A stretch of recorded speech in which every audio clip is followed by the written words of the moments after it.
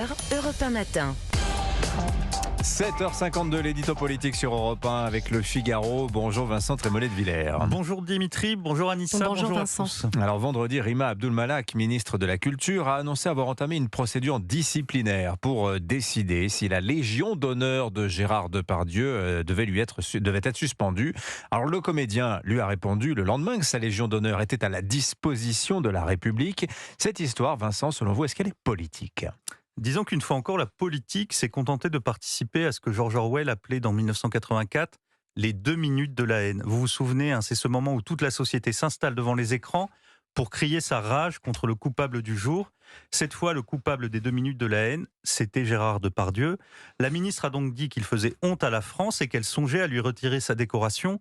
Rappelons que c'est le président de la République qui est grand maître de l'ordre de la Légion d'honneur.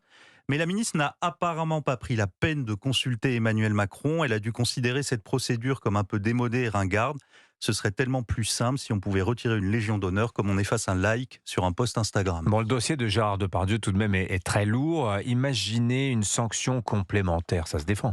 Tout se défend, mais il faudrait faire les choses dans l'ordre. Une vidéo a dévoilé un Depardieu obscène dans le sens profond du terme, c'est-à-dire tellement hideux qu'on ne voudrait même pas le voir.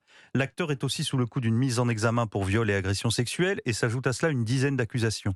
Tout cela est très grave et le statut d'artiste ne vous place pas au-dessus des lois. Mais à ma connaissance, le procès n'a pas eu lieu et aujourd'hui, Depardieu est présumé innocent. Le principe d'une société civilisée repose sur les droits de la défense et le débat contradictoire. Au tribunal de l'info continue et des réseaux sociaux, ni l'un ni l'autre n'existe. Et la ministre, avec son annonce gadget, participe pleinement à cet effet de meute. L'exercice du pouvoir, pourtant, impose la retenue et le surplomb face au déchaînement médiatique, mais non. On a l'impression que la politique ne consiste plus qu'à prendre une place dans le trafic des émotions pour participer à l'unique projet du politiquement correct, surveiller et punir. Surveiller et punir, c'est-à-dire Vincent. Alors, en ce qui concerne notre ministre, 2 événements me viennent à l'esprit. Le premier concerne directement cette antenne, puisque souvenez-vous, c'était au mois de janvier dernier, on avait assisté à une scène d'un autre temps, puisque sur une radio publique, la ministre de la Culture demandait à un organisme d'État, l'Arcom, de réfléchir à couper la fréquence à 2 chaînes privées, CNews et C8, avant de s'en prendre très directement à Europe 1. La ministre récidivait au mois de juin en s'inquiétant publiquement du changement de direction au journal du dimanche. Plus récemment, c'était le 4 décembre, lors de la présentation du programme La Relève, Madame Abdul-Malak s'est livrée à un éloge vibrant de la diversité. Interrogée durant la conférence de presse sur ce mot valise de diversité, la ministre a donné quelques précisions. J'ouvre les guillemets.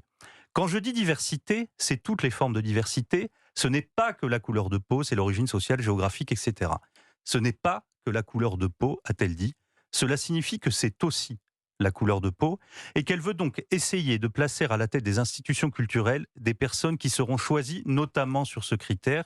Ce n'est rien de moins qu'une discrimination sur une base ethnico-raciale et une rupture totale avec les fondements de notre droit. Voilà donc une ministre qui invoque l'état de droit et cède au tribunal médiatique, qui dénonce l'illibéralisme et qui menace publiquement des médias privés, qui promeut l'antiracisme et qui confond la compétence et la couleur de peau. Il faut encore revenir à Orwell, Dimitri. Dans 1984, Big Brother affirme « la guerre c'est la paix et la liberté c'est l'esclavage ». En 2023, Madame Abdul-Malak veut nous faire croire que la culture, c'est la censure. L'édito politique sur Europe 1. Merci Vincent Trémollet de Villers. À la une du Figaro ce matin, dernière tractation pour sauver la loi immigration. Mais l'affaire est assez mal engagée. On va en parler dans le journal de 8h. Merci beaucoup Vincent.